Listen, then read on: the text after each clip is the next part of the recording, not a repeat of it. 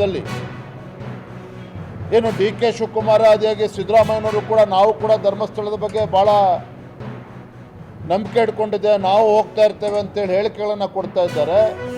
ಧರ್ಮಸ್ಥಳದ ವಿಚಾರದಲ್ಲಿ ಅಪಪ್ರಚಾರ ನಡಿಬೇಕಾದ್ರೆ ಯಾಕೆ ಅದನ್ನು ಕಟ್ಟಾಕ್ತಕ್ಕಂಥ ಕೆಲಸ ಮಾಡಲಿಲ್ಲ? ಅಪಪ್ರಚಾರವನ್ನು ಯಾವ ವ್ಯಕ್ತಿಗಳು ಯಾವ ಸಂಘಟನೆಗಳು ಅಪಪ್ರಚಾರ ಮಾಡ್ತಾ ಇದ್ದು ಆ ಸಂಘಟನೆ ವಿರುದ್ಧ ಇವತ್ತಿಗೂ ಕೂಡ ಯಾಕೆ FIR ದರ್ಜ್ ಆಗಲಿಲ್ಲ?